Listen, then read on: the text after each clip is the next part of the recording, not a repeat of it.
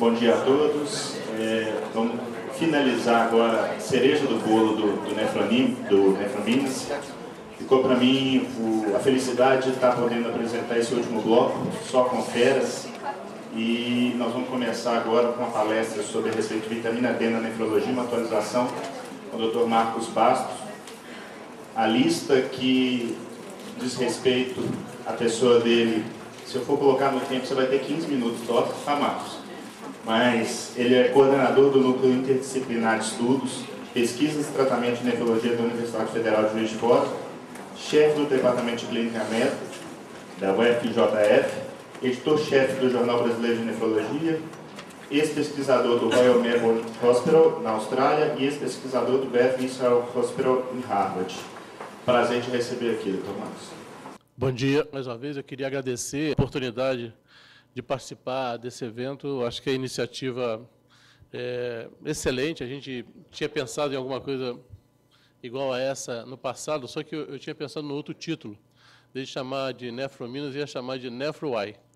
Mas aí o Ricardo resolveu colocar esse título de Nefrominas, que é extremamente apropriado.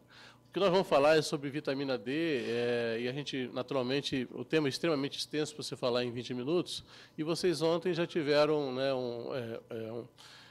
a doutora Patrícia já discutiu alguns aspectos do metabolismo de vitamina D e seu tratamento.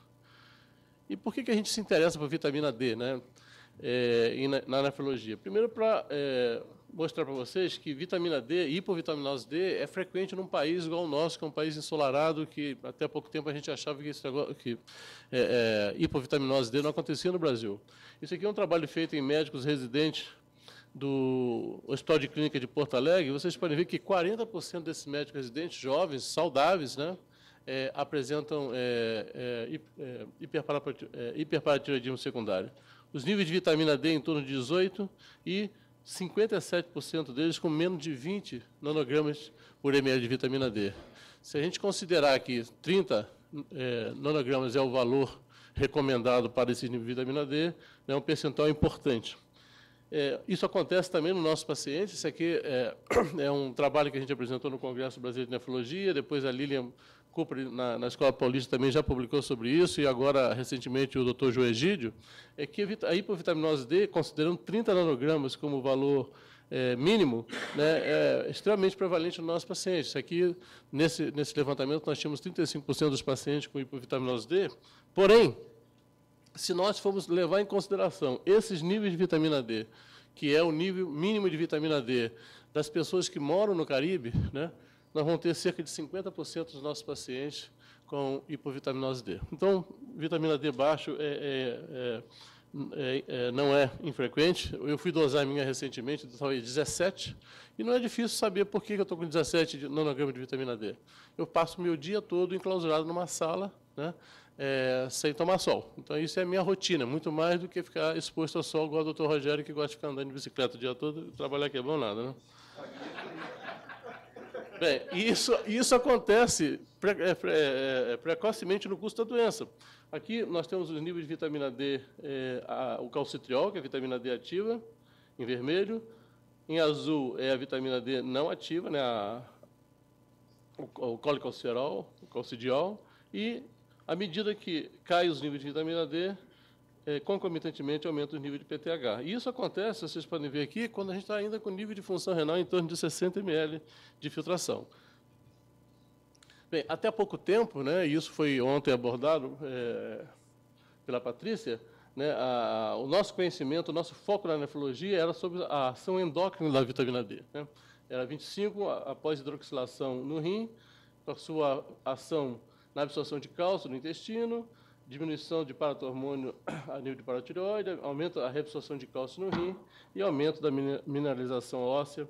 E esses são os efeitos que a nefrologia se concentrou até há pouco tempo. O que a gente quer discutir com vocês é um pouquinho sobre essa outra ação da vitamina D, né? Essa ação que a gente chama de pleiotrópica ou a sua ação autócrina. Hoje a gente sabe que a maioria dos tecidos do nosso organismo tem receptor para vitamina D. E se tem receptor para vitamina D, isso deve ter alguma função. E eu vou discutir com vocês alguns aspectos dessa função autócrina da vitamina D em nefrologia.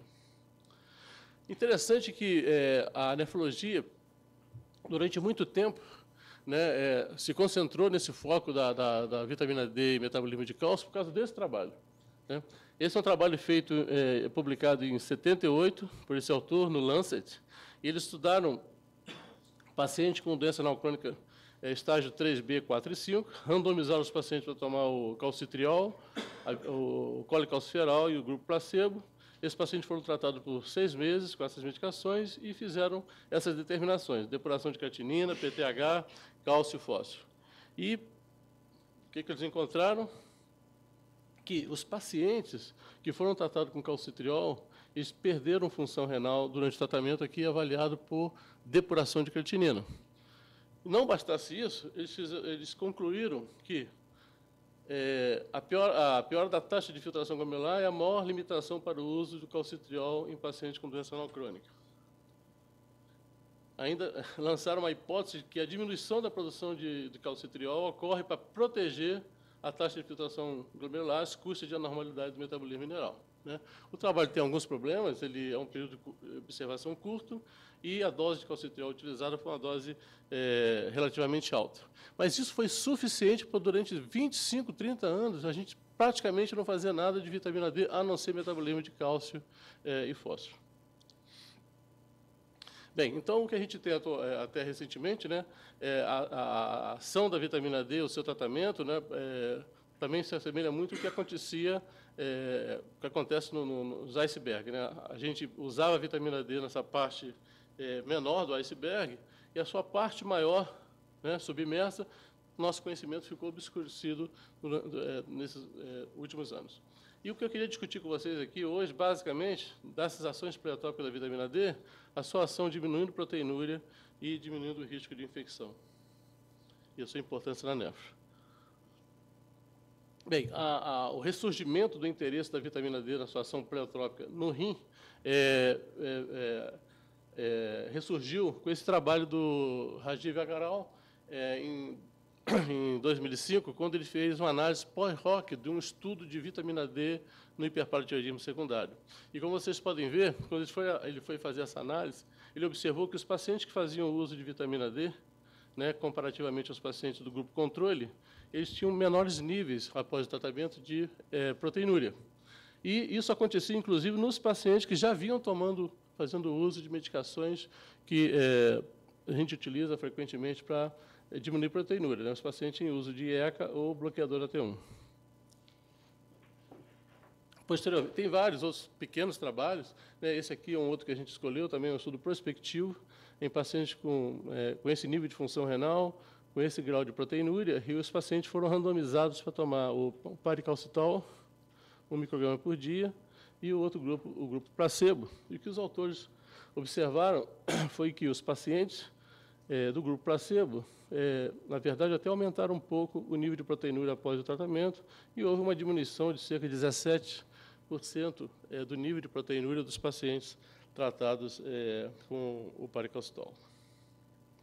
E esse talvez seja o maior trabalho que a gente tem de vitamina D, um estudo prospectivo, ele é multicêntrico internacional, né, liderado pelo Dick Dizou, em que eles estudaram, então, a ação da vitamina D, o seu impacto na albuminúria de pacientes com doença renal diabética, em pacientes que já vinham fazendo doses adequadas, né, de ECA ou bloqueador AT1. Os pacientes foram, então, randomizados, receberam essas doses de paricalcitol, e o desfecho primário era a alteração do percentual da excreção urinária de proteinúria. Interessante desse trabalho, isso aqui, na verdade, eu montei essa figura porque ela aparece na forma de tabela e foi muito pouco explorado no texto, né? Mas que eu achei extremamente interessante. Se vocês forem ver, isso aqui não foi em relação à albumina creatinina, foi albuminúria em 24 horas. Vocês podem ver que os pacientes que foram tratados com paricalcitol, com 2 microgramas dia, né, tiveram uma diminuição de 34% no nível de proteinúria comparado ao grupo controle, perdão, ao grupo placebo, né, o controle, e esse outro grupo com 1 micrograma. E por que eu fiz isso? Porque creatinina tinha sido mostrado naquele trabalho anterior, que eu mostrei para vocês, do Lancet, que creatinina aumenta nesses pacientes tratados com paricalcitol. E aí, como creatinina está na parte inferior da fração, E se eu aumento a creatinina, eu diminuo, então, entre aspas, a proteinúria. Então, eu resolvi fazer essa análise em cima da albuminúria dosada nas 24 horas, sem influência da creatinina. E aí, esses números aparecem muito mais evidentes nessa diminuição do que quando você faz a relação albumina-creatinina. E, como eu falei, eles não exploraram esse fato nesse trabalho deles. Aqui é para mostrar para vocês, então, a redução. Eles também observaram essa redução na taxa de filtração glomerular, olha só, com 12 semanas também houve uma queda da filtração glomerular, e aqui, novamente, a filtração glomerular foi avaliada por clearance de creatinina, tá? Não foi nenhum padrão ouro. Isso se mantém, mas, ao interromper o tratamento, a função renal volta a níveis pré-tratamento. Então, esse é o trabalho que a gente tem no momento, talvez mais importante, sobre vitamina D e proteinúria nos pacientes com doença renal. E eu queria agora passar para outro tema que nos interessa muito e que nós estamos estudando, que é vitamina D e infecção. Aqui é para mostrar para vocês que a vitamina D tem ações importantes imunomodulatórias em várias células do sistema imune, é responsável pela resposta inflamatória. Nós temos aqui monócitos, macrófagos, células dendríticas, apresentadoras de antígenos, as células T de memória ou vetora e células B. Nós não temos tempo, naturalmente, de discutir tudo isso que faz parte da nossa resposta adquirida. A gente vai discutir, na verdade, alguma coisa da vitamina D na resposta inata, e particularmente sobre esse peptídeo, que é o nosso antibiótico endógeno chamado catelicidina. O trabalho que gerou esse conhecimento,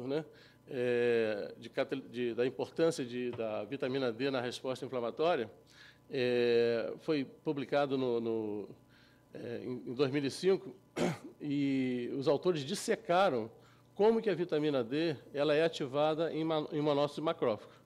Aqui uma representação que sumariza esse trabalho.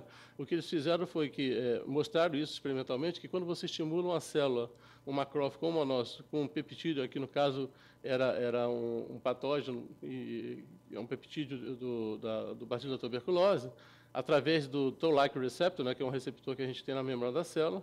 Ao reconhecer esse peptídeo, acontece a ativação da vitamina D, porque no macrófago você tem a 1-alfa-hidroxilase, que a gente pensou que até recentemente a gente pensava que só existia no rim. Essa 1-alfa-hidroxilase, que faz aquela segunda hidroxilação da vitamina D, acontece em várias células, inclusive no macrófago. E aí, diante disso, você ativa a vitamina D e ela é um importante modulador, o ativador do gene que codifica para a catelicidina. E, como eu falei para vocês, a catelicidina é um peptídeo endógeno considerado um antibiótico endógeno. O papel da catelicidina, a importância dela na infecção, foi mostrada em pacientes com essa doença. Não sei se você lembra, essa doença de Costman, morbus Costman, é uma doença que é geneticamente transmissível, ela é recessiva e que o indivíduo não causa, como consequência, a granulocitose. Então, esse paciente tem baixos níveis de catelicidina. E aqui eles estudaram a doença periodontal nesse paciente. Isso aqui é um paciente, e aqui é o irmão dele, saudável. Aqui é um dente, uma gengiva saudável, um dente com uma boa... saudável também, a gente tem aqui uma boa densidade óssea, e aqui um paciente com uma periodontite grave, esse é o aspecto da gengiva, e praticamente o dente está preso ao osso pela sua raiz. Não tem mais, quer dizer, ele já perdeu todo o osso que tinha aqui para proteger esse dente. E quando eles estudaram, nesses pacientes, a expressão de catelicidina, aqui são os dois pacientes dessa família, comparado com outros controles, vocês veem que não tem nenhuma expressão proteica de catelicidina nesses pacientes. Isso foi feito na saliva dos pacientes. Então, nessa doença, você tem a granulocitose, você praticamente não produz catelicidina e tem doenças infecciosas graves, no caso aqui, essa doença periodontal. Isso também foi estudado por um grupo americano, a associação de níveis baixos de catelicidina em paciente em diálise. Eles compararam prospectivamente 81 indivíduos que faleceram no primeiro ano de diálise com 198 que sobreviveram e dosaram catelicidina nesses pacientes, né? Esses pacientes faleceram por causas infecciosas. E o que eles observaram é que os pacientes que estão nos menores tercis de catelicidina dosado no sangue, eles morreram mais do que os pacientes que tinham níveis mais altos de catelicidina. E queria trazer para vocês, esse é um dado, nós já temos 3 trabalhos que nós fizemos sobre doença periodontal e doença anal crônica, e todos eles aparecem a mesma coisa, quer dizer, o paciente que tem doença anal crônica tende a ter uma doença periodontal mais grave que o paciente que tem doença periodontal e não tem doença anal crônica e não tem doença sistêmica, né? Aqui são 2 índices que a gente utiliza para avaliação da gravidade da doença periodontal, e vocês podem ver que tanto o índice de inserção clínica como a profundidade de sondagem acima de 5 milímetros, né, a sonda que a gente coloca no dedo do dente para ver aquela perda óssea, né, elas são muito maiores, né, nos pacientes que têm doença anal crônica, comparando com os pacientes que têm doença periodontal, mas não têm doença anal crônica. E por que eu estou mostrando isso? Foi a partir desse conhecimento, ou seja, que a doença periodontal tende a ser mais grave no renal crônico, que o renal crônico tem baixo nível de catelicidina, e que o renal crônico tem baixo nível de vitamina D, que é importante na produção de catelicidina, nós, então, a doutora Jéssica Bastos, que está fazendo doutorado conosco, né, ela está estudando justamente essa relação. Se o paciente tem doença anal crônica, tem baixo nível de vitamina D, se vitamina D é importante para regular a produção de catelicidina no nosso organismo, e se isso está baixo, possivelmente explicaria por que eles têm uma doença periodontal mais grave, né? E é isso que nós estamos estudando.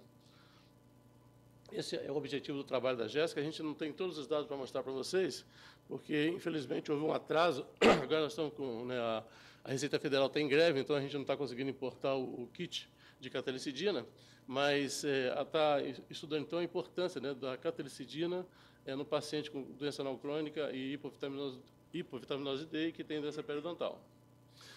Isso aqui é para mostrar para vocês como é que é difícil fazer um trabalho dessa natureza. A Jéssica teve que estudar 831 pacientes para a gente conseguir 60 indivíduos para participar do trabalho.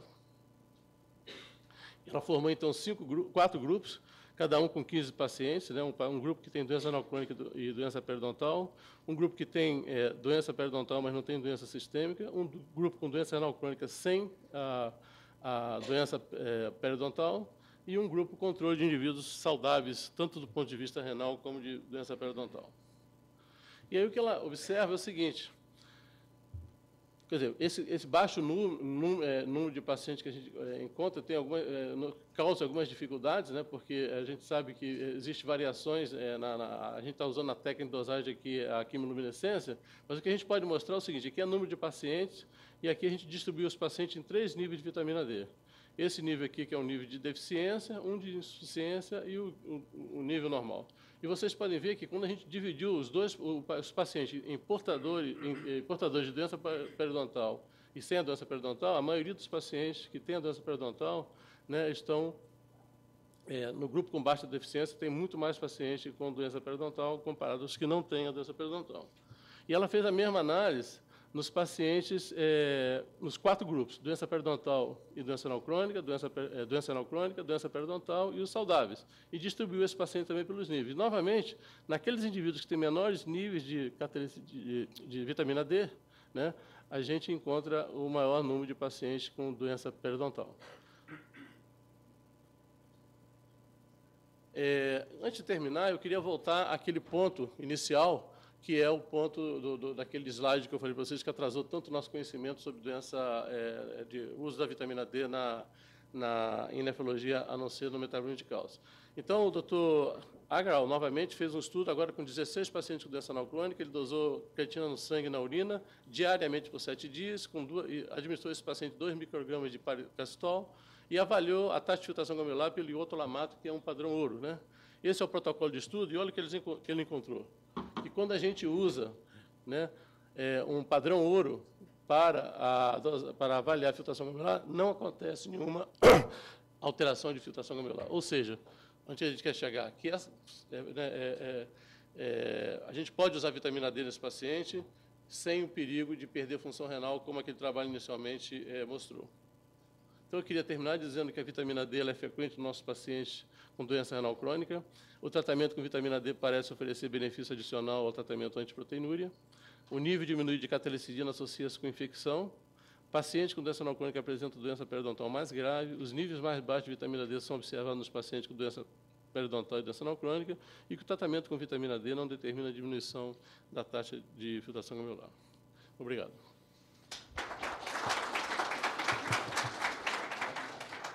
Obrigado, Dr. Marcos, pela excelente palestra. Queria convidar agora o Dr. Rogério de Paula Baumgratz, da Fundação IMEPEN de Juiz de Fora, ciclista também, né? Para falar para a gente a respeito da síndrome metabólica revisitada. Ela prometeu começar a cronometrar só depois que eu fizer os xingamentos ao Ricardo e à comissão organizadora, Fernando, ao Zé Neto. Por que eu estou dizendo que eu vou xingá-los? Porque eles me colocaram numa fria. Me mandaram revisitar uma síndrome que ninguém acredita que exista, ou que o autor da síndrome, o cara que nominou essa síndrome, que divulgou, acha que ela devia ser enterrada, viva. Então, eu só posso xingar uns caras desses, né? Mas, de qualquer forma, é um prazer estar aqui com os amigos de Belo Horizonte. Não tem nada mais gostoso do que, o Marquinhos ontem falou com muita propriedade, do que ser mineiro e viver esse espírito, essa mineiridade que nós vivenciamos quando nos encontramos. No Nefrominas, no Mineiro de Nef e em outros locais. É muito gostoso estar aqui com vocês. Conterrâneos, amigos, um monte de pessoas. É muito gostoso isso aqui. Eu me sinto em casa. Bem, uma síndrome é definida como por um grupo de sintomas que, quando reunidos em um conjunto, caracterizam uma doença. A síndrome metabólica não é síndrome. Então, isso gera muitas controvérsias. Já em 1920, as pessoas já observavam isso. Hiperglicemia, hiperuricemia e hipertensão andavam juntas. Em 60, se adicionou a isso colesterol alto e hipertensão. Em 90, 88, Riven cunhou o termo síndrome X, para o qual ele disse que era exigido que houvesse resistência insulínica. E, posteriormente, agora, nos últimos anos, ele quer enterrar a síndrome, conforme eu já tinha dito para vocês, né?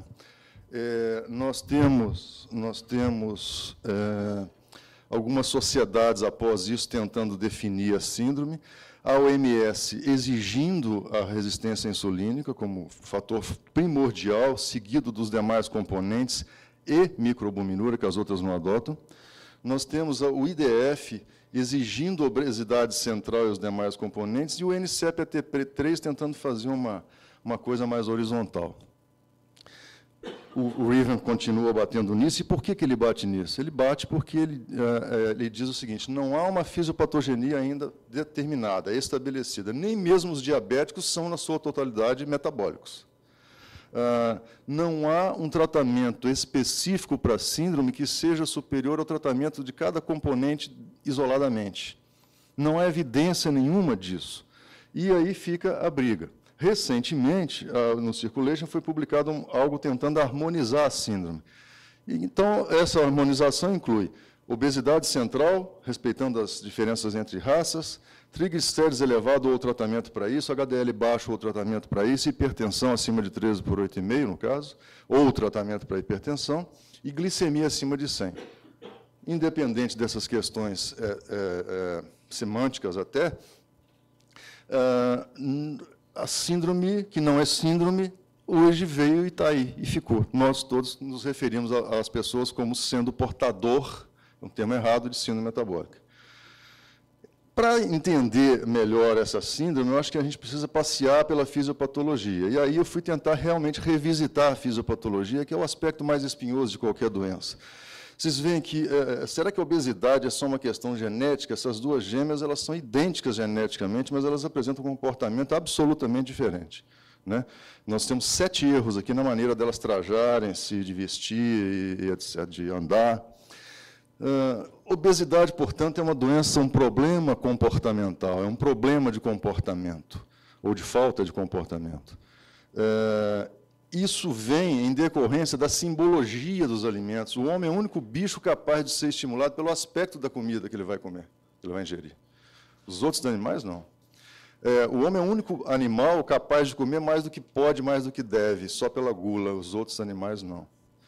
E aí nós temos toda essa oferta, esse bombardeio patrocinado pela indústria, né, e que é difícil de ser combatido. Por outro lado, o alimento saudável custa caro, né? avaliando 9 pares de gêmeos, de um pool de 700, 600 e tantos, num estudo finlandês, os autores acharam um negócio muito interessante, que mostra que há comportamento, sim, que a obesidade é o mais importante, sim, é o que eu penso. Eles viram, vamos ver aqui, vamos dar uma olhadinha aqui na parte preta. Pares de gêmeos, um que ficou magro e o outro que engordou. São 9 pares apenas em cada grupo desse. O que ficou magro, ele tem mais adiponectina e mais pipargama. O gêmeo que engordou, que mudou o comportamento, ele tem mais leptina e mais mediadores inflamatórios. Então, essa questão da obesidade, principalmente a obesidade central, e hoje a gente chama isso de adiposopatia, é muito relativa. Esse é um macaquinho magrinho, mas ele é barrigudinho. Então, a distribuição central de gordura que é o problema. E aí, o que a gente sabe do macaco rhesus? Que quando ele chega na faixa correspondente aos 40, 50 anos do homem, ele tem um glomérulo grande e hiperinsulinemia, fator de crescimento, sem ser diabético. Quando ele chega acima disso, 60 anos, ele se torna diabético. O que transformou esse bichinho em diabético? A gordura abdominal. Se isso é verdade, deve ter algum estudo, e tem, em humanos, mostrando isso. E aqui nós vemos um estudo japoneses americanos, que mostra que, de acordo com o quartil de acúmulo central de gordura, maior proporcionalmente a prevalência de síndrome metabólica. Esse outro mostra que a gordura intraabdominal se associa com todos os componentes da síndrome metabólica pelo critério do NCEP-ATP3. Então, realmente, a hipótese que a gente acredita mais é exatamente essa. Nós temos um adipócito grande, acúmulo central de gordura, isso vai atrair monócito, que agora vai se chamar macrófago, vai haver uma agressão desse adipócito, um processo inflamatório. Antes desse adipócito morrer, ser agredido e ir à senescência, ele vai liberar uma série de mediadores inflamatórios e resistência insulínica, e isso caracteriza exatamente a adiposopatia. Isso é um rim de um cachorro totalmente envolvido por gordura. Essa gordura vai produzir uma série de hormônios, e aí, agora eu revisitei realmente, eu vou olhar para um dos componentes dessa síndrome que me interessou revisitar, que é a aldosterona. Antes, falando do ácido úrico, porque se a gente não fala de ácido úrico hoje, os adeptos do Rick Johnson vão ficar chateados, a questão do ácido úrico é o seguinte: nós temos um grande consumo de frutose nos últimos tempos. Frutose estimula a produção de ácido úrico, frutose provoca dislipidemia e resistência insulínica, ácido úrico provoca inflamação vascular, ambos juntos provocam resistência insulínica e hipertensão arterial. Esse é um estudo do Hypertension. O principal achado disso aqui é que quem come mais açúcar aumenta a pressão. Isso foi publicado, não é em qualquer jornalzinho, foi no Hypertension, fator de impacto de 19. Aldosterona. Quanto maior o número de componentes da síndrome metabólica, maiores os níveis de aldosterona. E vocês observem aqui em azul a renina, que não são acompanhados pela renina. Nós, então, conhecemos a aldosterona, eu que sou antigo, das antigas, conhecia a aldosterona antes de 90 como sendo um hormônio produzido na córtex adrenal, que retém sal, que provoca hipertensão secundária, que age no seu receptor mexendo no INEC, no canal de sódio, e fim de papo. Esse era o conceito que a gente tinha até então. Hoje, a aldosterona é produzida na córtex, no rim, no coração, no tecido adiposo. O estímulo é o potássio, não é a angiotensina. Está errado falar sistema renina, angiotensina, aldosterona, está errado. Ele é apenas um dos ligantes do receptor mineralocorticoide. O cortisol é 100 vezes mais ávido por eles. Ela age, inclusive, fazendo retenção de sal, participando, no entanto, da hipertensão primária, refratária, do obeso e até mesmo da hipertensão secundária. Então, mudou completamente. E mudou por quê? Mudou porque a gente descobriu que ela tem ações não nucleares, não genômicas, rápidas, capazes de mediar inflamação e fibrose, estresse oxidativo e morte celular. Muito bem. Esse é um trabalho do Ricardo Rocha, que eu tive o prazer de conhecer. E aí, o que acontece? Ele fez solução de sal nos animais, eles ficaram normotensos. Ele adicionou aldosterona, eles ficaram hipertensos. Ele bloqueou a aldosterona, houve uma atenuação dessa hipertensão. Eu vou chegar, a razão de eu mostrar esse trabalho da mistura de sal com aldosterona tem um sentido.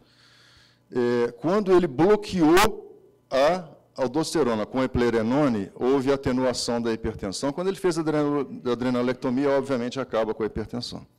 Então, nós estamos vendo aqui e é melhor ver na imagem, essa hipertensão da associação sal com aldosterona, ela é acompanhada de grande proliferação miointimal e inflamação, que é atenuada ou bloqueada pelo antagonismo do receptor mineralocorticoide.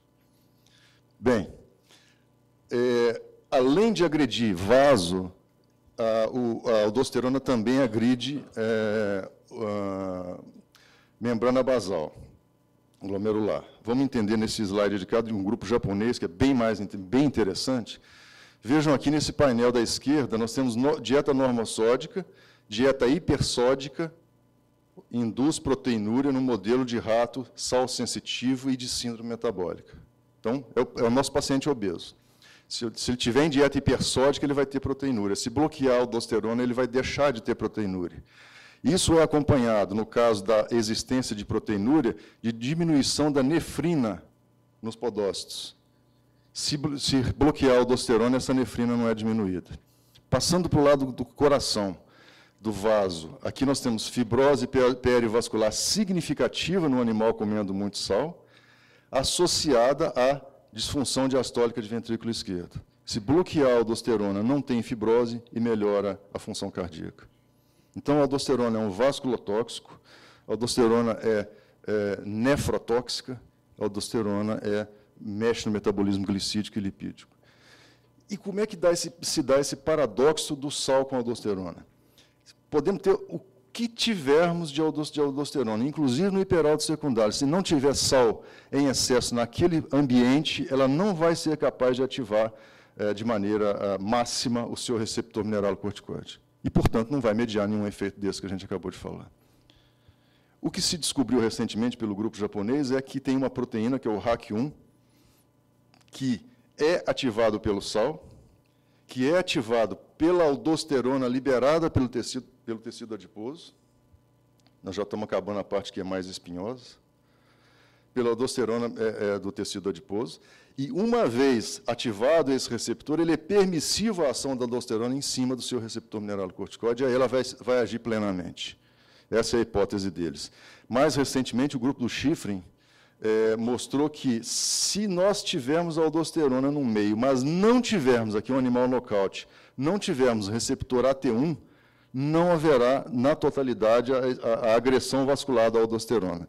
Então, a proposta dele, claramente, vamos bloquear a AT1 e vamos bloquear a aldosterona, que a gente vai proteger rim e vaso. E é muito interessante essa hipótese dele. Para fechar essa parte mais dolorosa, nós temos, então, o papel da aldosterona, essa é uma revisão do Sowers, muito interessante. Ela é produzida na córtex, mas ela é produzida no tecido adiposo, ela é produzida no cérebro, ela interfere na gliconeogênese, na resistência insulínica. Ao ativar órgãos subfornicais, ela aumenta a atividade simpática, provoca resistência insulínica. O principal mecanismo pelo qual a aldosterona é associada à hipertensão refratária não é porque ela retém sal, é porque ela ativa o sistema nervoso simpático via central. Além disso, ela, inclusive, agride rim e agride artérias. Então, a gente mudou completamente o nosso entendimento da aldo nos últimos tempos. E aí, obviamente, um indivíduo obeso que tem toda aquela tempestade inflamatória, ele vai ter dislipidemia, ele vai ter diabetes, ele vai ter hipertensão, obviamente, ele tem um risco cardiovascular aumentado. Quanto tempo que eu tenho? 5? Não é 6, não? Não, para você não tem relógio. Obrigado, Ricardo. Não, eu não vou passar disso, não. Então, agora, interessa a parte clínica. Eu sou clínico, eu gosto de fisiopatogenia, mas eu sou clínico. Então, veja bem, nós temos fármacos que é capaz de contemplar todos os mecanismos, os critérios da síndrome metabólica, individualmente. Nós não temos um fármaco que contemple todos de modo único. Como pessoa interessada em hipertensão, nesse cenário da síndrome metabólica, me interessou e me interessa tratar a hipertensão associada à obesidade. 10 anos atrás, eu tive a oportunidade de trabalhar com um grupo que mexia com isso, e a gente tinha a hipótese de que talvez a aldosterona fizesse parte do contexto da hipertensão associada à síndrome metabólica, à obesidade. A gente fez alguns experimentos em cães, que eu não vou mostrar aqui, e nesses experimentos a gente concluiu pela primeira vez que, se bloqueássemos a aldosterona, a gente preveniria em 50% o incremento pressórico associado à obesidade. E nesse trabalho a gente já colocava isso como perspectiva para tratar seres humanos. Eu fiquei com isso na cabeça e nunca vi ninguém fazer nada disso. Na diretriz sexta de hipertensão, nós temos 6 linhas sobre síndrome metabólica, hipertensão da síndrome metabólica, propondo isso: tiazídica em baixa dose, bloquear a renina, cálcio pode ser, mas eu fiquei com essa história da aldosterona na cabeça, e aí a gente, quando teve a oportunidade aqui no Brasil de fazer isso em humanos, é um trabalho da Daniele Guedes, que é a minha hoje aluna de doutorado, nós fizemos o seguinte estudo. Pegamos um grupo de apenas 6 pacientes, tratamos com espironolactona, síndrome metabólica, todos eles, hipertensos leves, e um grupo com placebo. 8 semanas, depois nós cruzamos. Quando nós cruzamos, quando nós terminamos o trabalho, o que nós observamos? Que a glicemia tendeu a baixar, o HDL subiu, o triglicéride baixou, e nós não tínhamos uma explicação para isso. Nós não sabíamos ainda que a aldosterona era maléfica do ponto de vista lipídico e glicídico. E achei, inclusive, que tinha erro de dosagem, né? Bom, esses pacientes tinham um clearance muito alto, que é obeso e hiperfiltro, a gente sabe disso. E aí o que aconteceu? A Espiro abaixou o clearance deles. Isso eu já sabia dos cães. Abaixou também, reduziu também de modo significante a pressão em quase 12 milímetros na sistólica. Imagina um paciente com 139 de sistólica que cai para 127. Quer dizer, é muito mais fácil abaixar a pressão de quem tem a pressão alta, de quem tem pressão baixa, não. Com 25 de aldactona. Isso não pode ser, de forma alguma, um efeito só natriurético, na minha opinião. Bem, esse estudo, então, mostrou pela primeira vez agora em humanos que valeria a pena tentar fazer alguma coisa nesse sentido, bloquear a aldosterona dessa população. E aí a gente pegou e estendeu, eles estão agora no projeto de doutorados, a Daniela e o Júlio. Estendeu e agora com mapa, e confirmamos. Há uma redução de 10 milímetros na sistólica, a redução da diastólica, tendência à redução da PCR, melhora do perfil lipídico, glicídico e da microalbuminúria. Então, hoje eu posso afirmar com certeza que eu uso aldactone em pacientes com síndrome metabólica com base nesses dados. Fomos então avaliar o quê? Se não é sal só, e se a aldosterona interfere, por isso aquela parte mais difícil da fisiopatogenia, no comportamento vascular, nós, então, poderíamos fazer o seguinte, vamos avaliar a vasodilatação fluxo mediada. Quando nós fizemos, após a espironolactona, a vasodilatação fluxo mediada, há um grande aumento da capacidade do endotélio de vasodilatar, significando que houve uma melhora do perfil vascular desses pacientes. Para finalizar, eu tenho mais 1 minuto, né? Eu gostaria de pontuar a seguinte questão. Reduzir peso corporal é o tratamento que contempla os 5 aspectos da síndrome metabólica. E aí, esse é um trabalho também que a gente fez lá com a Daniele, isso faz parte do outro trabalho dela, estudando esses pacientes. 43 anos, 13/9 de pressão e obesidade grau 2, nenhum deles diabético, com perfil lipídico que, se bobear, muitos de nós temos aqui, bem limítrofe, mas com síndrome metabólica. Eles foram estimulados a emagrecer. Aquele 1/3 de 35, 14 emagreceram, 8% do peso corporal, sem exercício, só dieta. Aqueles que emagreceram, a pressão caiu na mesma proporção do bloqueio da aorta no trabalho anterior, a pressão reduziu, e a hiperfiltração reduziu, a microalbuminúria despencou, e esses pacientes se beneficiaram, então, do emagrecimento. Eu finalizo, então, propondo, e agora não tem 12 slides, não, se o Fernando está aí, são só 2. Eu finalizo desafiando e colocando a seguinte questão. Eu acho que é possível fazer exercício e fazer dieta. Eu trabalho muito, eu chego tarde em casa, eu estou cansado, eu não sei o quê. Essa negação, se renais crônicos podem fazer exercício na máquina, e nós temos essa experiência com mais de 5.000 sessões, se renais crônicos podem fazer exercício, a questão é apenas de atitude. Se a gente assume a atitude de que é preciso mudar, de que nós temos 51% de obesos e sobrepeso no país, daqui a 10 anos nós vamos ter mais obesidade do que os Estados Unidos. E aí nós vamos morrer. Paramos de morrer de fome, vamos passar agora a morrer de excesso de comida, né? Para finalizar, realmente, eu tentei passar rapidamente nas controvérsias da definição da síndrome metabólica, no papel da obesidade, inflamação e resistência insulínica e risco cardiovascular e renal, apresentar o bloqueio do mineralocorticóide como uma alternativa que precisa ser confirmada em um estudo maior e desafiar os colegas a abandonar a inércia terapêutica e aconselhar e convencer os pacientes não só a emagrecer, a fazer dieta, mas também a fazer exercício. Tá? Eu agradeço, muito obrigado. Obrigado pelo documento, parece. O Ricardo quer falar. Segura a fé. Eu vou me valer aqui da tolerância de vocês para interromper, porque eu vou fazer aqui um pré-encerramento do Congresso, que, infelizmente, nessa minha vida pacata, porque eu tenho inúmeros compromissos, e hoje eu vou ter que sair mais cedo, mas não podia sair antes de assistir a palestra do Marcos e do Rogério. Claro que isso não tem nada a ver com o mestrado que eu estou fazendo na navegação, não tem. É simplesmente porque eu queria ver. E o Rogério não sabe que a armadilha ali é maior. Né? Porque, na verdade, a minha hipótese lá de mestrado que nós estamos tentando construir também é sobre aldosterona. E ele me deu uns 40 trabalhos para estudar. Então, eu fiz ele estudar para mim, já está pronto, é só pegar a aula e continuar o trabalho. Mas eu queria, na pessoa do Valério, meu sócio, agradecer a presença de todos aqui. E por que eu faço na pessoa do Valério? Porque vocês, aqui de Belo Horizonte, tiveram que me tolerar só por 4 anos. Ele me tolera há quase 30. Então, ele merece, sem dúvida, essa homenagem. É raro acontecer comigo o que está acontecendo agora. Eu estou emocionado, porque este evento do Nefrominas é o segundo, e nele eu quero me despedir, assim, da presidência da sociedade, que eu passo em setembro. Rapidamente vou dizer que, realmente, tudo que eu faço enormemente com o coração. Às vezes sou áspero, às vezes sou rude, às vezes porque sou perfeccionista e busco e quero de melhor.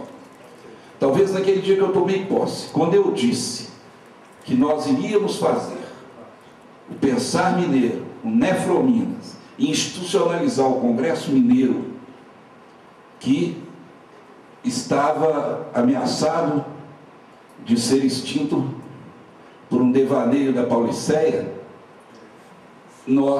muita gente pode ter pensado que era só um sonho. Mas a gente perseverando, o sonho vira realidade. Agora, outra grande responsabilidade que o Sérgio e o Zé Augusto me deram, porque eles foram me puxar lá em Ubá para presidir a Sociedade Mineira. E aí também eu quero fazer outro agradecimento, porque em momento nenhum eles me abandonaram, sempre estiveram do meu lado. O único que abandonou foi o Pazelli, que era o terceiro dessa dupla, e nunca veio nem no Nefromina, né? Ainda bem que ele mandou o Anderson hoje, que é uma pessoa maravilhosa. No último ele nem mandou substituto. Mas a gente tem assim a plena sensação do dever cumprido. E conseguimos, que também foi cobiça que eles me deram, estimular pessoas jovens para fazer essa transição, para não ficar esse troço. João Milton, Zé Augusto, doutor Ricardo, Zé, né? É preciso de ter a juventude, ter o frescor, que isso é muito importante, ter ansiedade, né? Ter um sonho, não é? Como dizia o João Leno, o importante é que as nossas emoções sobrevivam, e tudo que é novo sonha, se emociona, vibra, se indigna. Nós nunca podemos perder a nossa capacidade de indignar. Isso talvez seja a maior qualidade da juventude.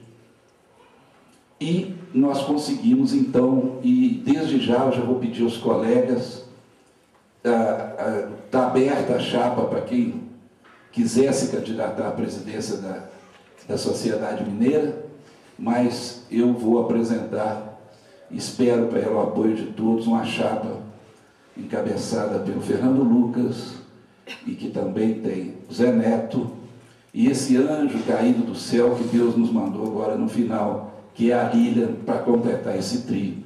Porque por 3 pontos passa um plano, e um só plano, e esse é o fator principal de equilíbrio. Queria, por fim, agradecer, sem me alongar mais, e eu lembro que eu comecei aqui na Sociedade Mineira citando o poeta Dumont. Citei o baú de palavras. Hoje eu estou despedindo de mais um amor da minha vida. Tive outros amores, tive a sociedade, a Secretaria Municipal, tive a direção regional, tive o sanitarismo, que um dia eu tive que me despedir dele, me dedicar integralmente à hemodiálise, à nefrologia. E hoje eu me despeço desse terceiro amor da minha vida, talvez o mais grandioso deles todos, porque eu, para trabalhar, dependo muito de com quem eu trabalho. Eu não consigo trabalhar com quem me faz mal, com quem eu não consigo ter sintonia. E fora a minha clínica, onde eu trabalho com o Valério, com uma equipe maravilhosa, aqui na Sociedade Mineira foi o lugar onde eu tive mais condição de produzir, porque foi onde eu tive os melhores e maiores amigos. E como é o meu terceiro amor que eu me despeço dele, eu vou lembrar do Drummond de Andrade. O primeiro amor passou. O segundo amor também passou. Passou o terceiro amor, mas o coração permanece. Muito obrigado.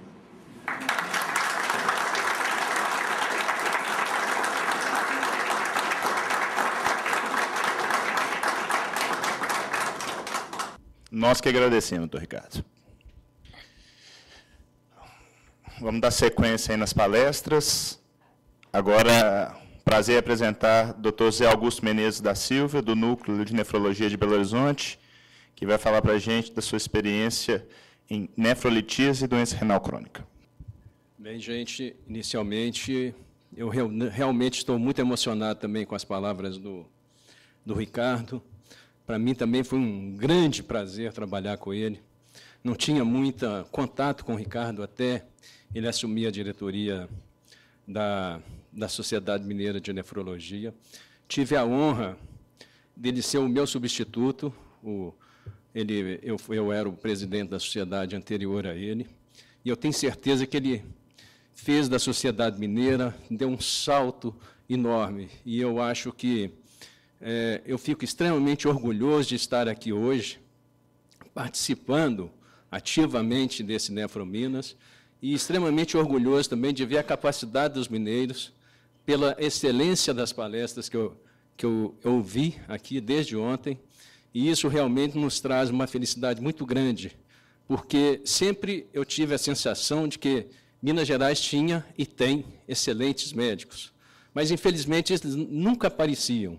Sempre aparece São Paulo, Rio de Janeiro, etc. E hoje eu estou vendo que nós temos total capacidade de aparecer também. Nós temos total capacidade de fazer um curso de reciclagem como esse, do mesmo nível das escolas de São Paulo, do Rio de Janeiro. Então, isso realmente me emociona bastante. Vou falar um pouco agora do nosso tema específico, que é nefrolitíase e doença renal crônica, e é interessante observar que os cálculos renais, assim como a doença renal crônica, apresentam uma autoprevalência variando entre 5% a 13% da população adulta mundial. Também sabemos que a doença renal crônica é uma complicação já bem estabelecida em pacientes portadores de cálculos renais secundários a doenças hereditárias, a nefrocalcinose e cálculos coraliformes. Entretanto, pouco ainda se sabe, e isso é recente, sobre a relação de nefrolitíase idiopática e doença renal crônica. Então, de alguns poucos anos para cá, que realmente isso deu um salto e a importância da nefrolitíase se tornou muito grande. Então, por causa disso, nós aventamos aqui algumas questões. Apenas 3 questões que nós vamos tentar respondê-las ao longo dessa palestra. A primeira questão seria: a nefrolitíase realmente é fator de risco para a doença renal crônica? A segunda é: se sim, qual o possível mecanismo fisiopatológico dessa associação? Como se explicar que cálculo no rim causa a doença renal crônica? E, por fim, será que o tratamento preventivo da nefrolitíase pode prevenir a doença renal crônica? Então, nós vamos tentar responder essas 3 perguntas. Então, na tentativa de responder a primeira pergunta, esse trabalho, que foi realmente um marco muito grande, que foi um trabalho bem feito, foi uma coorte prospectiva de acompanhamento de longo tempo, ao longo de 18 anos, com um N muito significativo, onde que eles observaram, no final do estudo, quase 3.000 pacientes formadores de cálculo e controlaram com mais de 6.000 controles, cujo desfecho final era o diagnóstico clínico de doença renal crônica ou elevação da creatinina. E o que eles observaram, e isso foi realmente muito significativo, foi que a incidência cumulativa para o diagnóstico de doença renal crônica foi significativamente maior entre os portadores de cálculo renal, entre os formadores de cálculo renal, quando comparados com o controle. E, obviamente, assim como a elevação da creatinina sérica. Então, esse trabalho teve um impacto muito grande, mostrando que, realmente, cálculo renal pode desenvolver doença renal crônica. É um fator de risco para a doença renal crônica. Alguns outros trabalhos também mostraram exatamente isso. Esse é um trabalho que comparou 548 pacientes com doença renal crônica e comparou com 514 controles. E o que eles observaram é que aqueles pacientes que tinham história de cálculo renal tinham muito mais doença renal crônica quando comparados com quem não tinha. Um outro trabalho também feito com um N grande de pacientes mostrou exatamente isso. Os pacientes com história de cálculo renal tinham muito mais doença renal crônica do que aqueles comparados que não tinham doença renal, não tinham cálculo renal. Esse também é um outro trabalho mostrando a relação de obesidade e litíase, mostrando que os pacientes com litíase e obesidade desenvolviam muito mais doença renal crônica do que apenas os pacientes obesos sem litíase. Então, quer dizer, um fator de risco, obesidade mais cálculo renal, o paciente obeso com cálculo renal, e o paciente obeso normalmente desenvolve cálculo renal, esse paciente tem muito mais chance de desenvolver a doença renal crônica. Esse também é um outro trabalho, onde que eles observaram que os pacientes com cálculo renal apresentam muito mais comorbidades que também levam à doença renal crônica, como hipertensão, diabetes, obesidade, dislipidemia, gota. Né? Então, esse trabalho também mostrou as comorbidades muito mais frequentes entre formadores de cálculo renal. Também é interessante observar esse trabalho em que eles compararam, que nós todos sabemos que, com a evolução da idade, o rate de filtração glomerular vai caindo. Mas, quando o paciente tem história de cálculo renal, essa queda no rate de filtração glomerular é significativamente maior, tanto em homens quanto em mulheres, quanto aqueles que não têm história de cálculo renal. Então, com o envelhecimento também, há um risco muito grande do desenvolvimento de doença, de perda maior da função renal, naqueles pacientes portadores de cálculo renal. Então, daí vocês observam a importância que é a nefrolitíase atualmente. Também aqui observa-se que, quando você tem um oxalato urinário maior, quanto maior esse oxalato, maior é a queda da função renal, da sobrevida renal. E várias outras referências mostram exatamente essa correlação de cálculo renal e desenvolvimento de doença renal em várias situações. Então, tentando responder àquela primeira pergunta, a nefrolitíase é fator de risco para a doença renal crônica? Nós, obviamente, achamos que sim. A segunda pergunta, se nós achamos que sim, então qual é o possível mecanismo fisiopatológico dessa associação? Como explicar isso? Então, se a gente pensar que existe uma relação nítida entre cálculo renal, infecção urinária e doença renal crônica. Uma das explicações seria que a infecção urinária pode, principalmente por agentes etiológicos produtores de urease, levam à produção de amônia maior e uma urina alcalina, e isso leva à produção de um cálculo, principalmente cálculo de estruvita, causando, e também a própria produção de amônia e urina alcalina é lesiva ao túbulo, causa uma lesão tubular. O cálculo de estruvita, ele causa uma estase urinária, uma obstrução frequente, inflamação, que juntamente com lesão tubular pode evoluir para a doença renal crônica. Mas como explicar para os cálculos estéreis, que não têm relação com infecção urinária? Então, no caso, seria uma explicação, seria que obstruções repetidas do cálculo renal levariam a eventos tubulares nas células epiteliais tubulares, causando síntese de quimiotáxicos e hiperexcreção de fatores de crescimento, levando, consequentemente, a uma maior infiltração intersticial de macrófago. Isso leva a uma cascata inflamatória, a uma produção de fibroblasto intersticial, em última análise, podendo causar doença renal crônica. Mas é interessante observar também que não há necessidade de ter apenas a presença do cálculo levando a esses processos obstrutivos repetidos.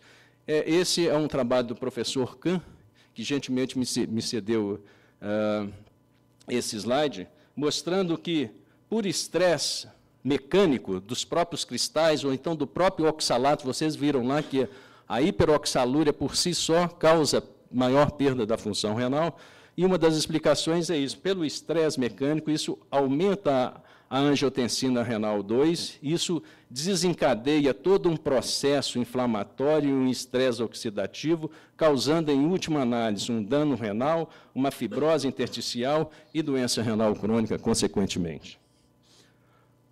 Nós sabemos que a formação do cálculo renal, hoje nós temos noção nítida disso, de que para que haja formação de cálculo renal, há necessidade de ter uma lesão tubular, de células tubulares.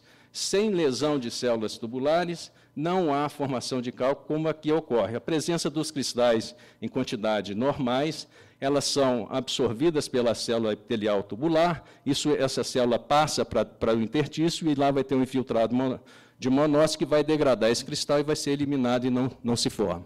Então, é normal nós fazermos cristais. O problema é quando há um excesso, uma sobrecarga de cristais.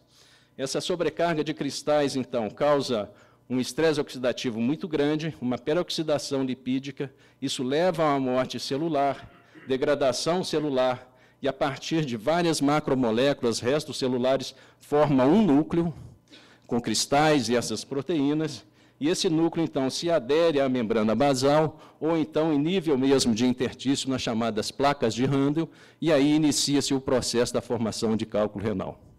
Então, vocês observam que, para que haja formação de cálculo, precisa de ter lesão tubular. E nós sabemos que o início, muitas vezes, da doença renal crônica é lesão tubular. É interessante, quando eu falei em placas de Handel, essas placas de Handel, ela foi descrita há muito tempo atrás, depois ela caiu em descrédito e hoje ela está em evidência. E esse trabalho mostra que, quanto maior o número de placas de Handel no intertício renal, maior é a formação de cálculo renal. Está diretamente relacionado. Maior número de placas de Handel, maior cálculo renal. Então, alguns autores acham que a presença de placa de Handel é um fator para a formação de cálculo renal. Entretanto, isso ainda é controverso na literatura, porque micropartículas de hidroxiapatita, que são indistinguíveis das chamadas placas de Handel, são encontradas não apenas no rim, mas elas são encontradas também, e vejam que interessante, na doença renal crônica, na calcificação de válvula aórtica, no intestino delgado, no câncer de mama, na hipercalcemia, no hiperparatiroidismo e na aterosclerose carótida. Então, essas micropartículas de hidroxiapatita, que são indistinguíveis da placa de Handel, não é exclusivo para a formação de cálculo renal, mas ela teria uma outra razão, que talvez seja a homeostase mineral. É interessante também observar aqui, nesses novos conceitos de calcificação vascular, nesse último conceito aqui, que são as partículas de cálcio-proteínas. E o que são essas partículas de cálcio-proteína? Nada mais são do que complexos coloidais solúveis de fosfato de cálcio e alfa-2-glicoproteína, que é o componente das também chamadas placas de Randle. Então, está tudo, na verdade, relacionado. E é interessante observar ainda que, no passado, algum tempo atrás, os autores observaram essas estruturas que aqui estão, bem microscópicas, né? E advocaram que isso poderia ser as chamadas nanobactérias. E vocês se lembram, principalmente os mais idosos, os mais velhos, se lembram que nanobactéria achava-se que era fator para a formação de cálculo renal e de calcificação ectópica. Tanto é que, há algum tempo atrás, se preconizava até o uso de antibiótico terapia para prevenir calcificação ectópica e cálculo renal. Mas hoje nós sabemos que isso não são bactérias, mas, na verdade, são micropartículas calcificadas que se formam espontaneamente no nosso organismo. E essas micropartículas calcificadas nada mais são do que aquelas calcioproteínas que eu falei anterior, que são semelhantes às chamadas placas de Randle. Então, na verdade, o que elas fazem? Por que elas estão em quantidade maior? Será que elas são formadoras, elas que causam as doenças? Então, nós sabemos que a nanocalcificação é um achado normal na remodelação tecidual. E a calcificação ectópica ela é prevenida por um rápido clareamento realizado por essas partículas de calcioproteína. Então, esse é um conceito muito novo sobre calcificação ectópica, né? Então, na verdade, essas calcioproteínas são fatores de controle e não de formadores de doença. Então, aconteceria mais ou menos da seguinte forma. Essas partículas de calcioproteína são formadas espontaneamente. Nos receptores vasculares, das células vasculares, eles têm receptores para essas calcioproteínas, elas são colocadas para dentro, e dentro aonde que haveria o depósito de cálcio, esses macrófagos vão, eles também têm esses receptores, são fagocitados, essas partículas de calcioproteína são fagocitadas, ficam algumas partículas de calcioproteína remanescentes, o resto vai ser excretada pelo rim, e outra parte vai ser utilizada na mineralização óssea. Com o turnover ósseo, vai haver, então, e a reabsorção óssea, essas partículas de calcioproteína voltam. Então, elas são fundamentais para que haja um clareamento constante desse vaso. Entretanto, por alguma razão, quando há um excesso dessas calcioproteínas remanescentes, ou por qualquer razão, e existem inúmeras razões para isso, essas calcioproteínas em excesso, juntamente com partículas de lípides, elas sobrecarregam esse macrófago, esse macrófago entra em apoptose, esse macrófago apoptótico calcifica, e, juntamente com outros macrófagos apoptóticos calcificados, forma, então, um depósito de calcificação ectópica, que é o início de inúmeras doenças cardiovasculares e, inclusive, a doença renal crônica.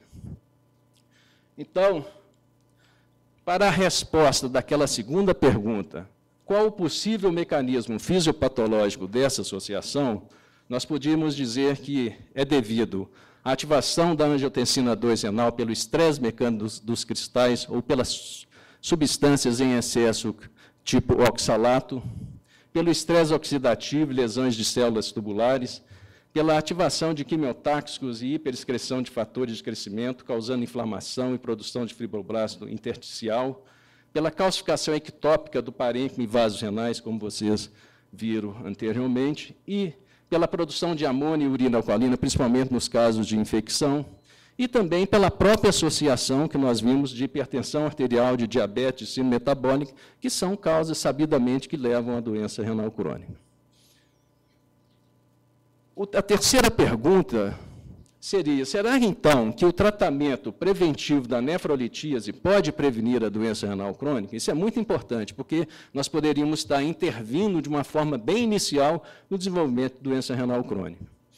E é interessante observar que aquele primeiro trabalho que eu falei que foi um marco, né, que foi um trabalho muito bem feito, uma coorte prospectiva, onde se estudou muito, uma das conclusões desse trabalho é que talvez seja possível, com a terapia médica agressiva para prevenir a recorrência de cálculos renais, pode diminuir o risco para a doença renal crônica. Mas foi apenas uma inferência, uma sugestão. Então, nós fizemos, no nosso serviço, juntamente com o Fernando Lucas, que trabalha comigo, e os outros colegas, nós fizemos um trabalho que foi publicado ano passado no Urological Research, e, felizmente, esse trabalho tem sido muito citado. No último Congresso Europeu, ele foi várias vezes citado. No congresso que nós tivemos aqui de litígio internacional, também ele foi citado para a nossa honra. E foi um trabalho, uma coorte histórica, onde que nós estudamos 150 pacientes formadores de cálculo, onde que foi estimado o ritmo de filtração glomerular na primeira visita, e esses pacientes foram acompanhados por 5 ou mais anos. E eles foram divididos em 76 pacientes que não aderiram à metafilaxia. A metafilaxia é a prevenção, é o diagnóstico metabólico e a prevenção que a gente se faz com esses pacientes. E os 74 pacientes aderiram à metafilaxia. O que a gente observou sobre distribuição demográfica e variáveis clínicas, que os dois grupos, os aderentes e os não aderentes, eram muito similares, esses grupos eram bem similares. Também observamos que o diagnóstico metabólico dos dois grupos não teve nenhuma diferença estatisticamente significante entre o diagnóstico metabólico desses dois grupos, assim como também na ingestão, na dieta desses pacientes, não teve nenhuma diferença estatisticamente entre esses dois grupos. Embora que depois de 5 anos de avaliação, de observação ou mais, o que a gente observou foi que naquele grupo que não aderiu à metafilaxia, o índice de recorrência foi significativamente mais alto, 50%, quando comparado com os pacientes que aderiram adequadamente à metafilaxia. Então, isso foi muito importante. Também nós observamos que o grupo que aderiu à metafilaxia, todos os índices urinários melhoraram significativamente, foram uma significância de todos eles, esses índices urinários que estavam todos alterados. Também observamos, e isso é um fato muito interessante, foi que a creatinina sérica desses pacientes, no grupo que aderiu à metafilaxia, foi significativamente menor quando comparado com o grupo que não aderiu. Assim como o ritmo de filtração glomerular, que foi significativamente maior o ritmo de filtração glomerular no grupo que aderiu, comparado com o grupo que não aderiu. E esse dado também foi extremamente importante. Do grupo que aderiu, nesse período de observação, 4% deles evoluíram com um diagnóstico de doença renal crônica. E já no grupo que não aderiu, foram praticamente 22% dos pacientes desenvolveram doença renal crônica. E com um odds rate muito significativo, de 5,36. Então, a resposta para aquela última pergunta, o tratamento preventivo da nefrolitíase pode prevenir a doença renal crônica? Nós achamos que sim. Então, como sumário da minha aula, eu gostaria de dizer que a nefrolitíase é fator de risco para a doença renal crônica, que a causa dessa correlação pode ser lesão tubular pelos cristais, cristais causando estresse oxidativo, levando à inflamação e fibrose intersticial, e a própria associação com hipertensão, com diabetes, com síndrome metabólica. E que a prevenção da nefrolitíase pode prevenir o desenvolvimento de doença renal crônica, que a gente classificou isso como sendo 2B, esse grau de recomendação. E, para finalizar, como comentário, eu gostaria, isso aqui eu acho muito importante, principalmente para os residentes, saberem isso. O estresse oxidativo é comum em muitas doenças renais e cardiovasculares, incluindo nefrolitíase, doença renal crônica, diabetes, hipertensão, doenças cardiovasculares, alterações isquêmicas, e evitar a produção de espécies reativas de oxigênio, que são os ROS, em uma doença é fundamental para prevenir o desenvolvimento de outra doença. E, provavelmente, o cálculo renal é a primeira doença que leva a um aumento desse ROS, que aqui não teve tempo da gente entrar na fisiopatologia disso. Então, eu acho muito importante esse conceito. Muito obrigado pela assistência. Obrigado, doutor Zé Augusto, pela excelente palestra.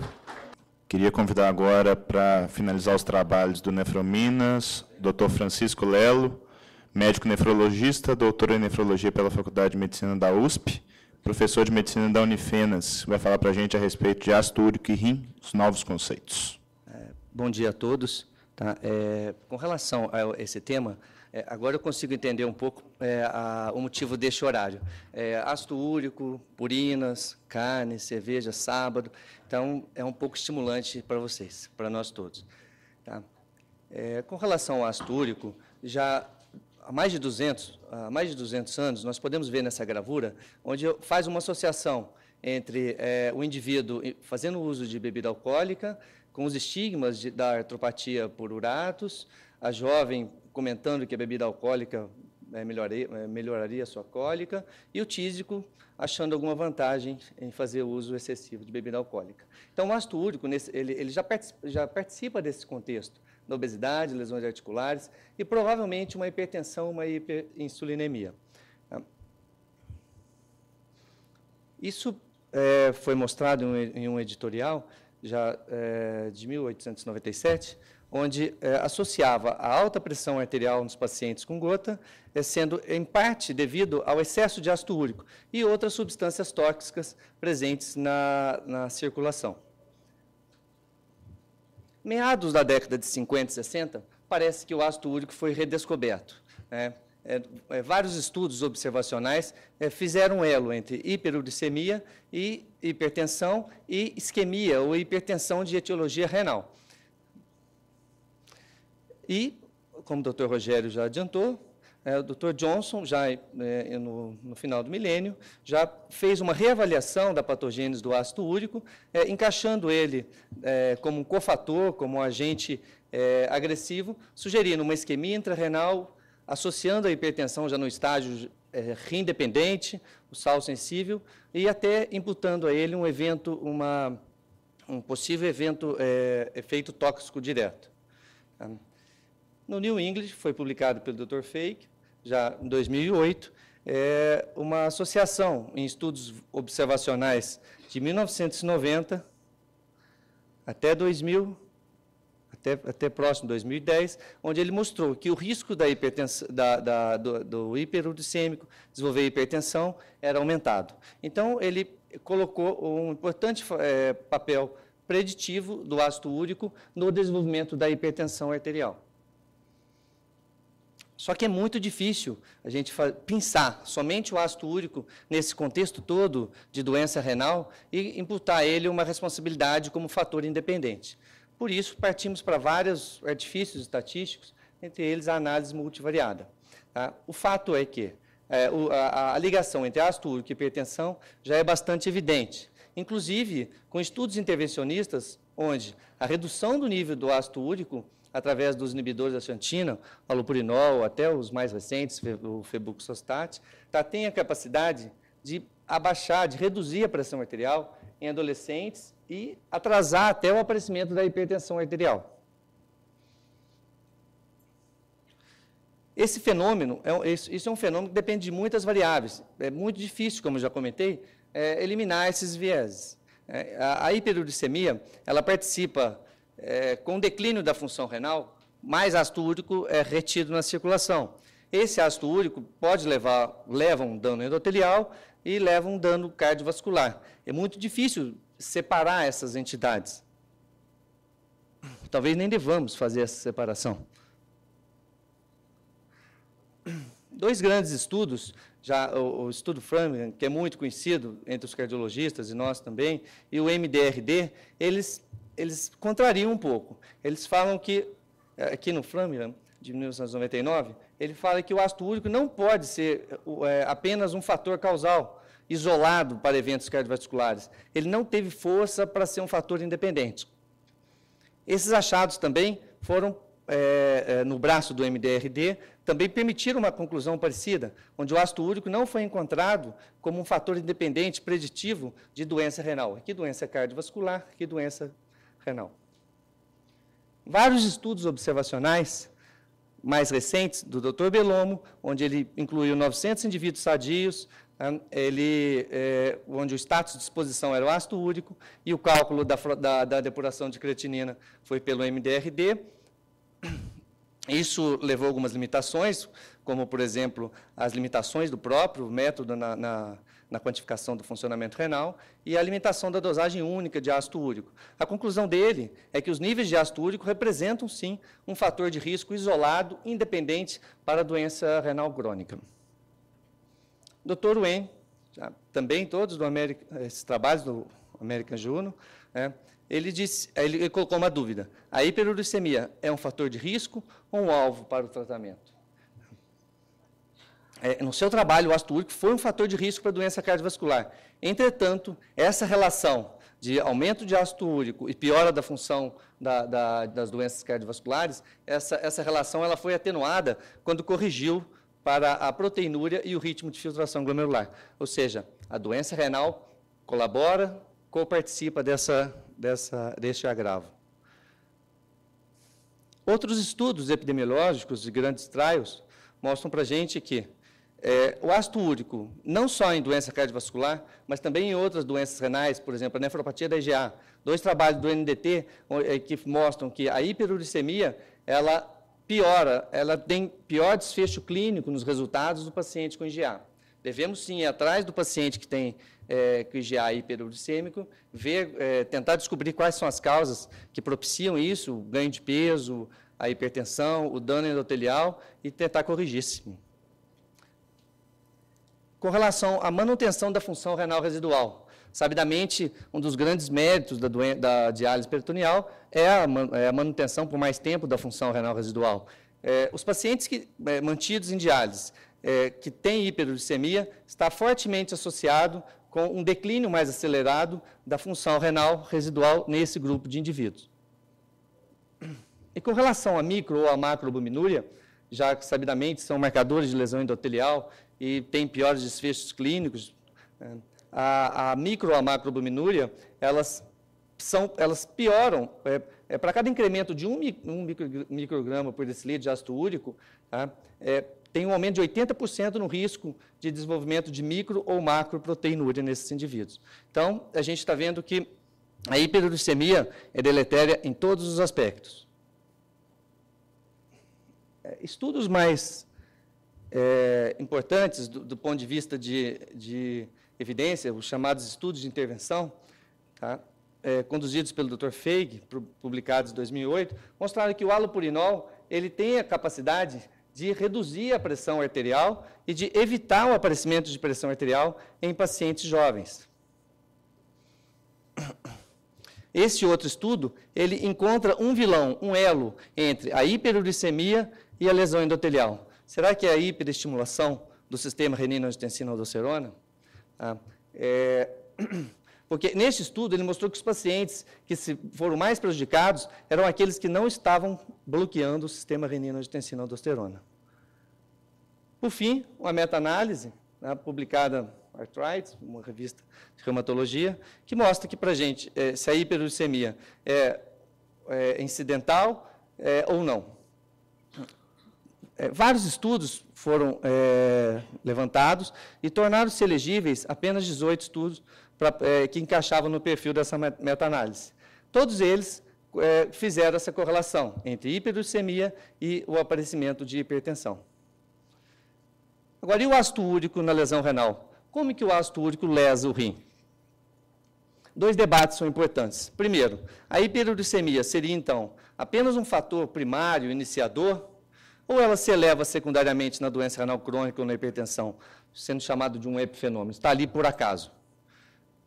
O segundo debate, se essa hiperuricemia aparece, ela é um fator patogênico por si só ou simplesmente um marcador de doença? Então, esses 2 questionamentos são extremamente importantes, vamos ver se a gente consegue decifrá-los. Tá? Então, quem viria primeiro, o ovo ou a galinha? A hiperuricemia, para levar o dano cardiovascular, ela tem a doença renal crônica, a piora da função renal crônica como um aspecto confundidor.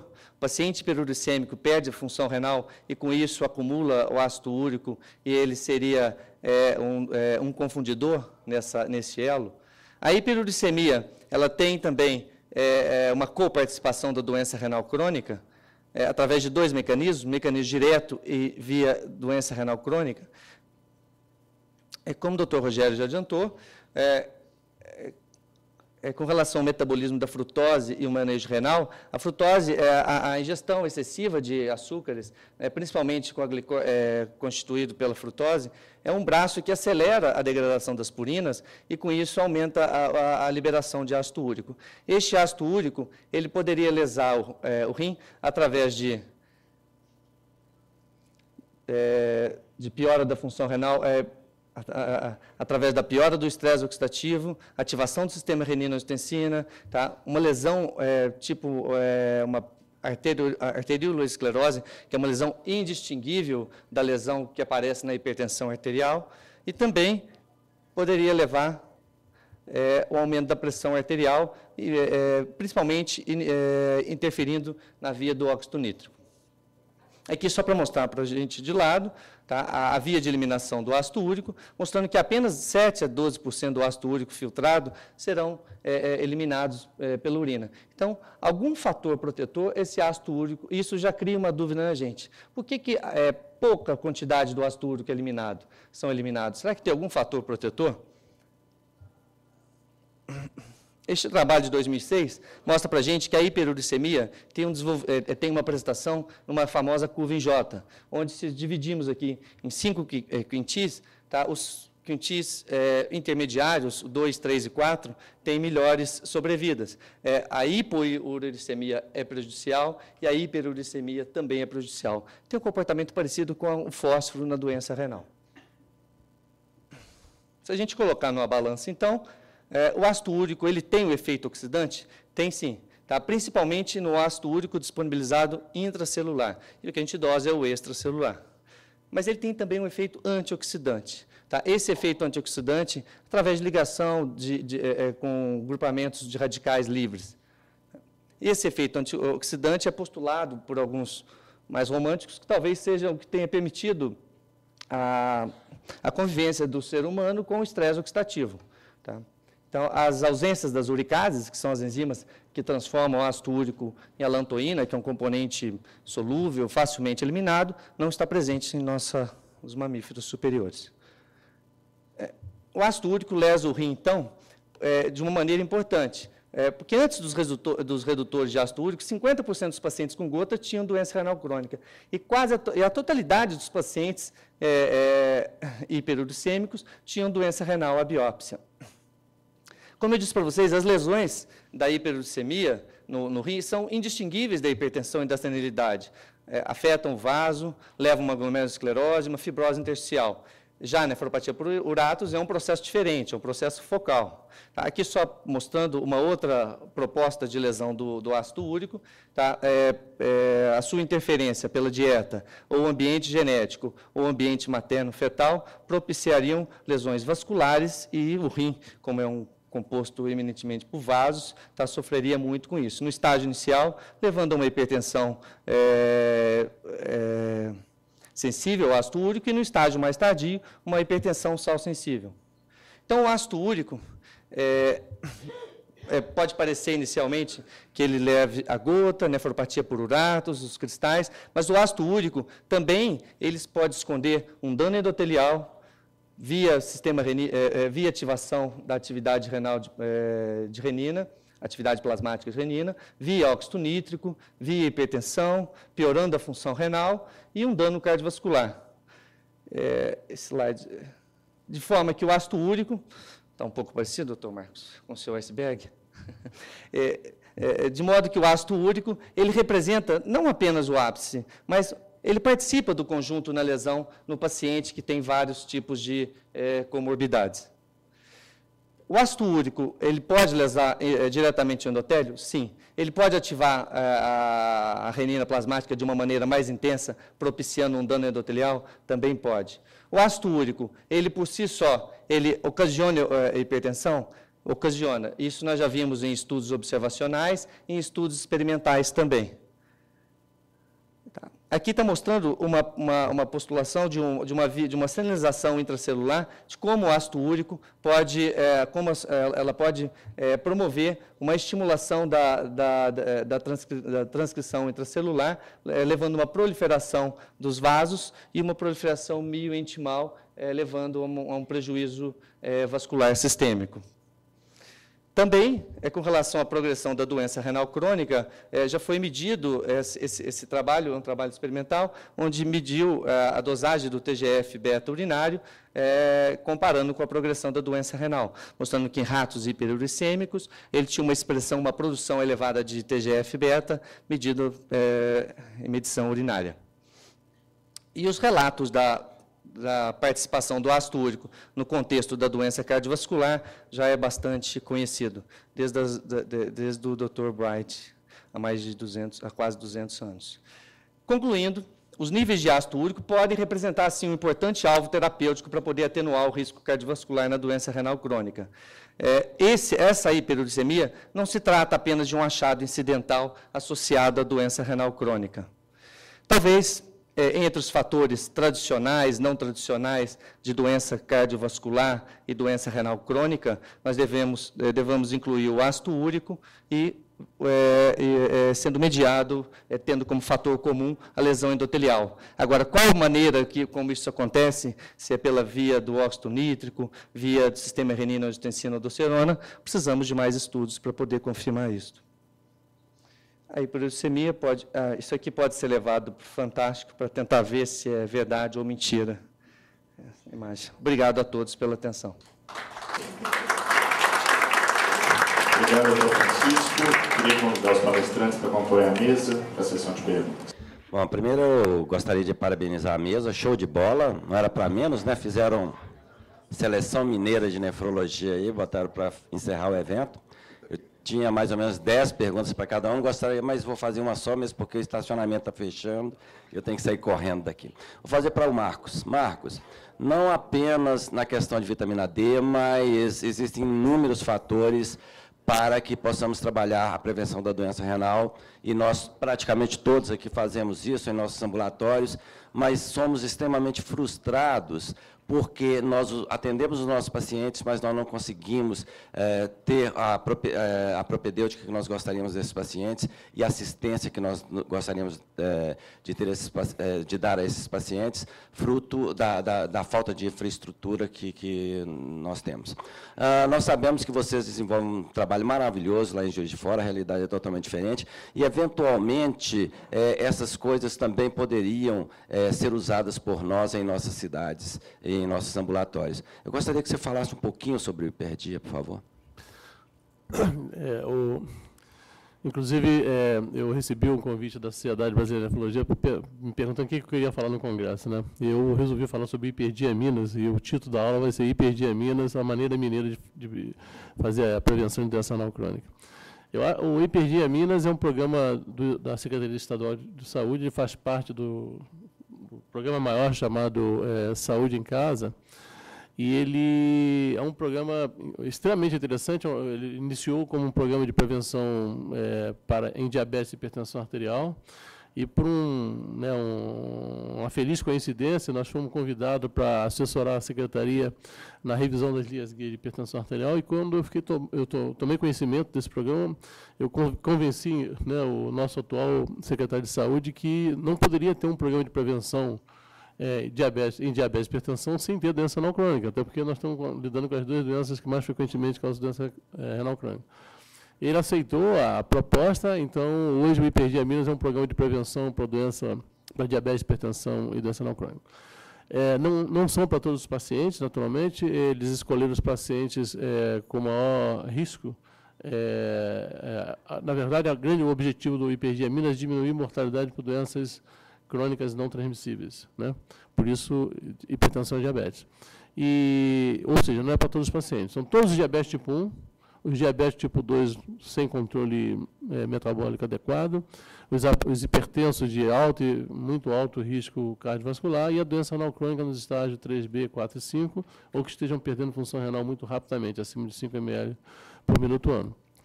É um programa, como eu falei, financiado pelo Estado de Minas Gerais. Ele é um financiamento diferente, ele não é um financiamento por consulta, mas é um financiamento per capita. Ele calcula na sua região de abrangência, percentualmente, quantos pacientes têm diabetes nessas condições, hipertensão e doença renal crônica, e faz um pagamento em cima disso aí.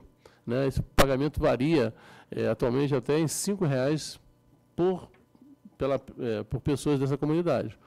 Então, e todos os programas IPGs até agora, eles receberam ajuda financeira do Estado para montar, né, o centro.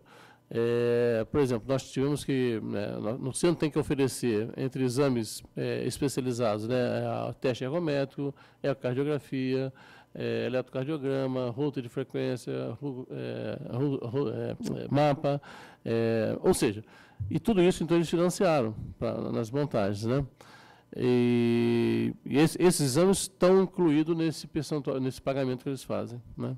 E os exames de rotina laboratoriais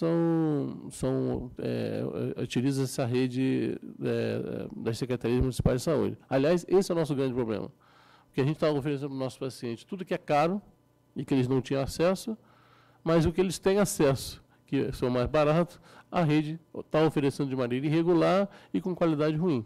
Então, eu estou tentando convencer agora o Antônio Jorge que ele tem que colocar o dinheiro desses exames, né, de laboratoriais no orçamento desse programa.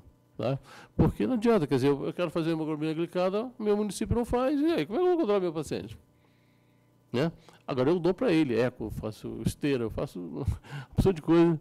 Agora a gente vai ter que incorporar a retinopatia, o retinógrafo com a laserterapia, que é fundamental.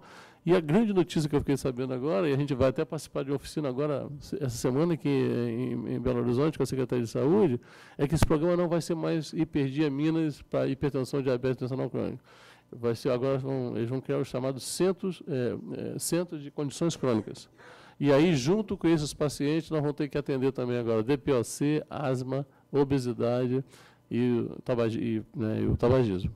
Então, essa é a estratégia do município. Naturalmente, eu espero que eles aumentem o pagamento, não pode ficar porque a gente recebe atualmente, porque eu vou ter que ter mais profissionais. Nós hoje estamos com um programa que nós temos 5 cardiologistas na equipe, nós temos 5 endocrinologistas, nós temos nefrologistas, aí nós temos nutricionistas, fisioterapeuta, nós temos professores educadores físicos, nós temos dentista, nós temos... Ou seja, é tudo que a gente sonhava, né? Eu fiquei sabendo, pelo Daniel Rinaldi, e tanto que a gente vai fazer aquele encontro de prevenção em Brasília esse ano, porque existe um interesse do Ministério da Saúde não fazer o hiperdiaminas, mas lançar um programa de prevenção de doença renal crônica até o final do ano.